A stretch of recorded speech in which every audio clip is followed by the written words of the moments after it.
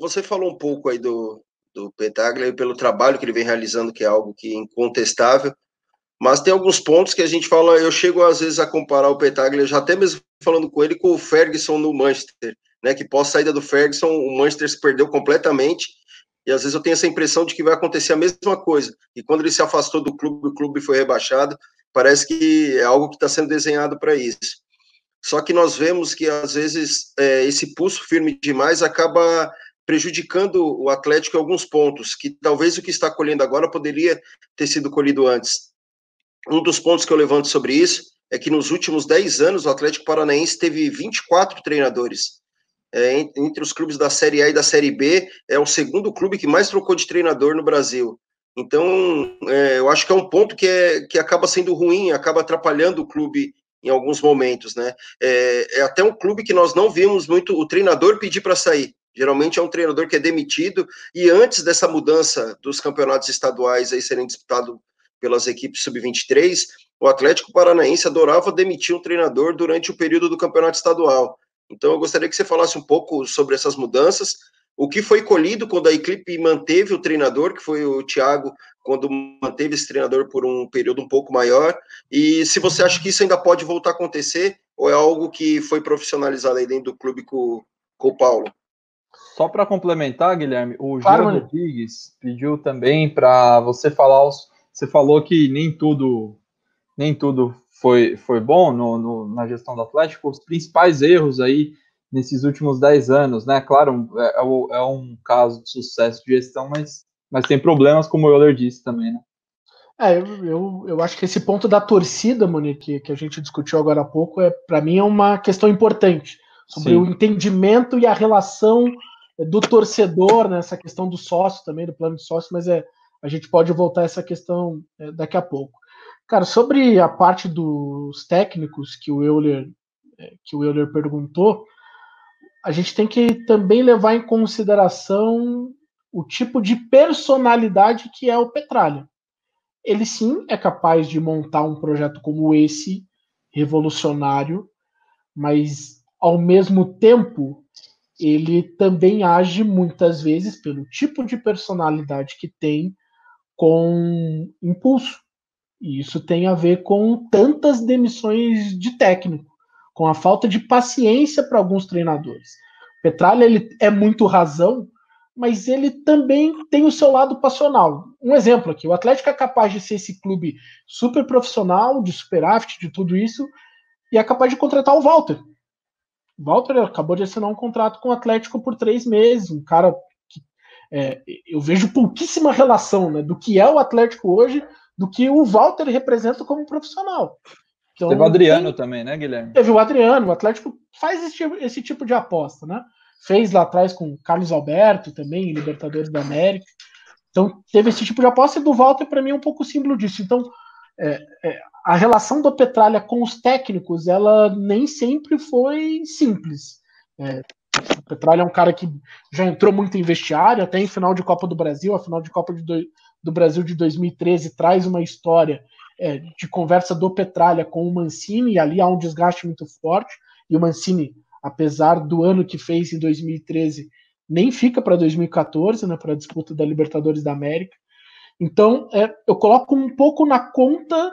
Claro que ali tem erro de escolha de técnico, processo que acontece com qualquer clube. Você contrata um treinador, o treinador não corresponde à expectativa, tem hora que você tem que trocar também, porque o técnico não faz um bom trabalho e não te dá perspectiva, mas a maneira do Petralha ser também, como uma pessoa que sim é explosiva, de opiniões muito fortes, isso também torna a relação dele com o empregado direto ali na hierarquia, que é o técnico, muitas vezes, uma relação que não é tão simples. Thiago Nunes, por exemplo, sai desgastado, né, por tudo que aconteceu nesse processo de renovação, e aí o desgaste também tem responsabilidade do Thiago, não é só uma questão do clube, eu vejo dessa forma, Euler. Legal. Só aproveitar para mandar aqui um abraço, Munir, pedir para o pessoal seguir a nossa página enquanto o Fernando caiu, e mandar um abraço especial para o professor Eros Matoso. Eu acho que o Guilherme conhece ele, o professor Eros. Isso. Uma pessoa que adora o futebol, que fomenta o futebol aí em Curitiba, estudo. Um abraço, professor Eros. Obrigado por estar acompanhando nós. Aí mandou um abraço para você também, Guilherme. Pô, grande professor Eros é um dos heróis aqui de Curitiba que sempre traz eventos bacanas para difundir conhecimento, para trazer reflexão, para trazer debate. O professor Eros é gigante. Eu estive aí no evento dele em junho do ano passado. Um grande amigo aí. Um abraço. E agradecer a todos que estão mandando mensagem. Se inscrevam no canal, viu, gente? Quem não tiver inscrito, se inscreva no canal. O Fernando daqui a pouco volta aqui com a gente. Guilherme, o José Iago Rodrigues Rocha tinha perguntado que clubes se assemelham aí ao Atlético, ou se espelham no Atlético, né? Ele até falou América Mineiro, Fortaleza, Bahia, e a gente recebeu aqui alguns presidentes de clubes nas últimas semanas aí. O canal está perto de completar um mês aí, mas bastante gente passou.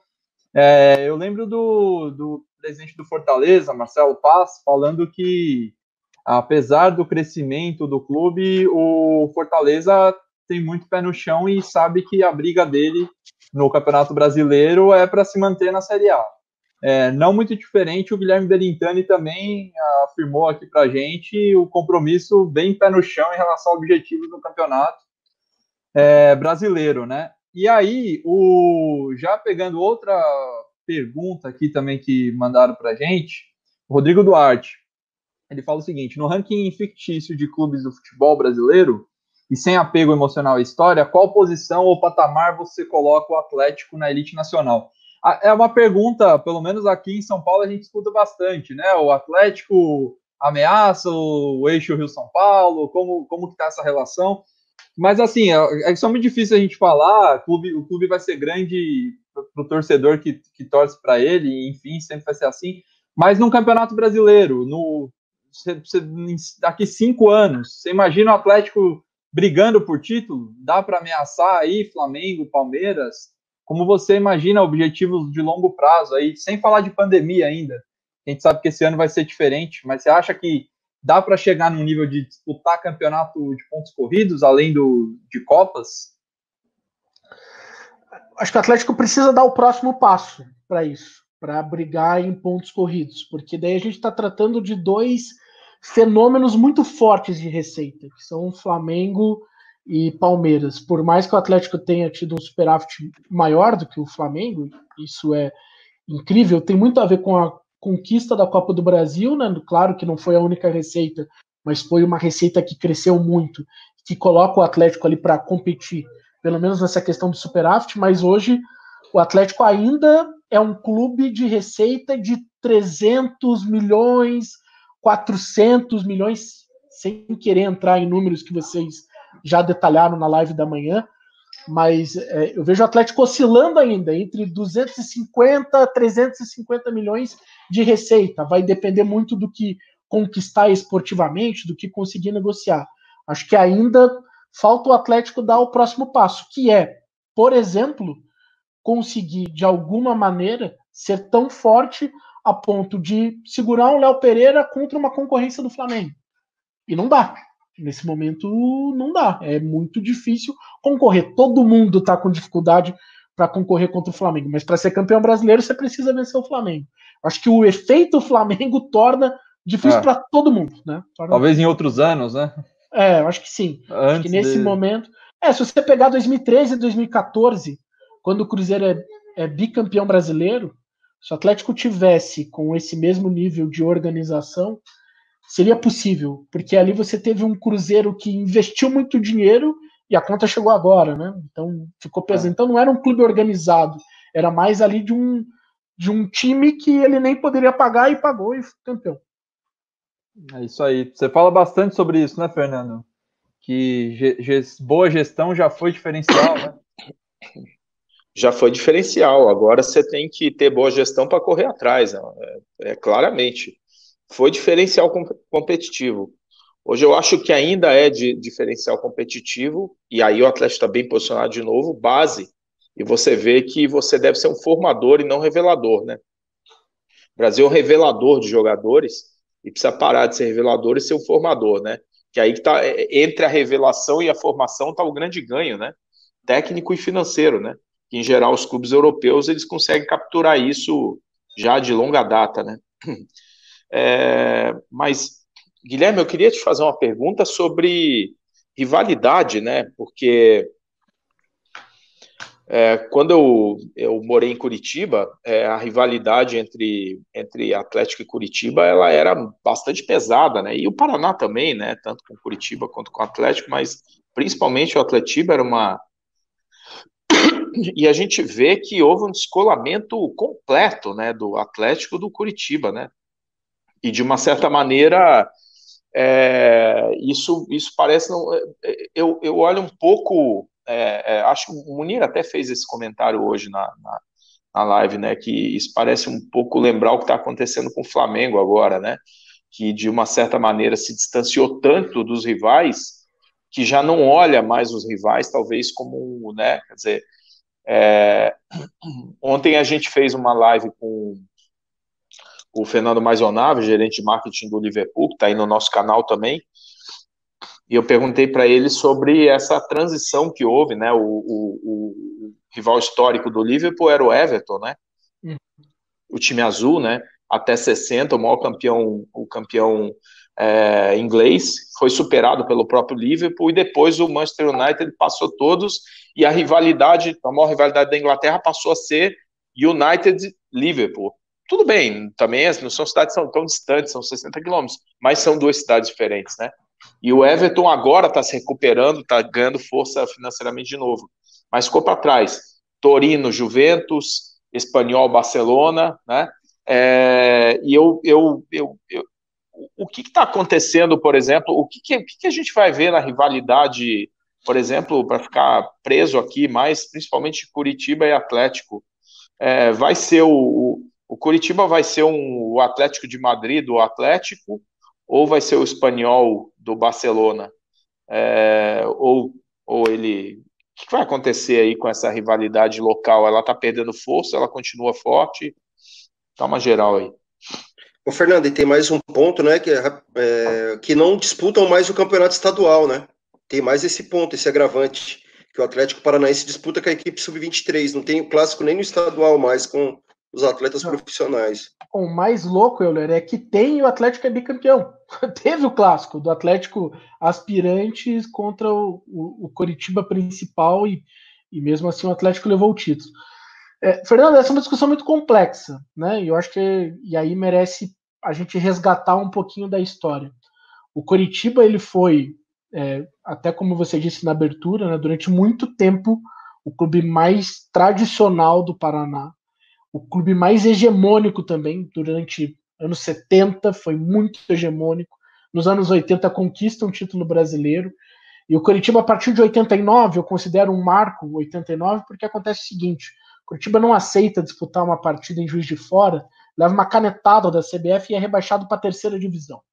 E a partir dali tem muita dificuldade de se recuperar, e Atlético e Coritiba ficam em patamares parecidos em questão de organização de clube, mas esportivamente um Curitiba ganhando muito mais vezes do Atlético do que o contrário.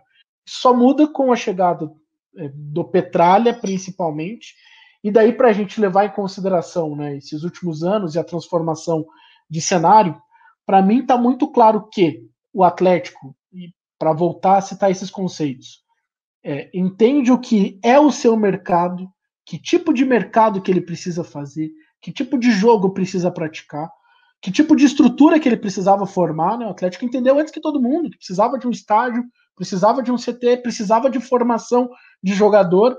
O Coritiba, ele sofre com aquela interferência política que a gente falou. A cada 3 anos é um modelo diferente. Por exemplo, chegou o Samir Namur agora, que é o atual presidente, com ideias legais até, com ideias bacanas de formar um clube que apostasse em categoria de base, em formação de jogador, só que mudou com 3 meses. Ele perdeu o estadual e descartou isso, mudou tudo. Até porque estava na Série B. E uma diferença, né, Guilherme? Sem capacidade de execução das ideias, né? Isso é uma grande diferença do Atlético para o Curitiba e os demais, né? Não, só uma ideia boa ela não resolve, ela só resolve com execução. E o Curitiba teve problema nessa execução, porque para você executar, cara, você precisa colocar um time aspirante no campeonato estadual e você vai apanhar. É que o Atlético foi campeão agora em 18 e 19, mas o projeto está aí desde 2013. Atlético perdeu o campeonato, a torcida falava, pô, é o único campeonato que a gente pode ganhar e vai com a piazada. Piazada é um termo que a gente usa para aqui em Curitiba, o Fernando sabe, para se referir aos meninos. Então, houve muita crítica e você precisa estar pronto para ela. E aí o Petralha é um cara que, como gestor, lida bem com isso.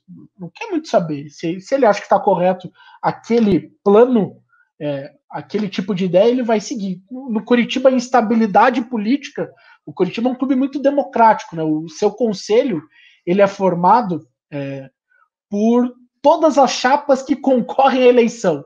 Então, o conselho do Curitiba ele é dividido em 3, por exemplo, esse atual. Da chapa que ganhou, da chapa que ficou em segundo lugar e da chapa que ficou em terceiro. Então, se o Atlético não tem nenhuma interferência política, o Curitiba muda de acordo com a política interna. Então, por isso, por não saber onde quer chegar, porque hoje o Curitiba não é nem formador, porque ou é formador e não é vendedor, ou é formador e não coloca esse cara para jogar, porque não tem esse processo de transição que o Atlético tem. Em relação à estrutura, também não tem o entendimento, está endividado. Então, hoje, a única coisa que aproxima Atlético de Curitiba é a rivalidade. E ela segue muito forte. Dizer que o Curitiba não é rival do Atlético, que o Atlético não considera o Curitiba rival, isso está muito longe de acontecer. A rivalidade esportiva, ela existe. Mas como projetos, os clubes estão em patamares completamente diferentes e distintos. Legal, eu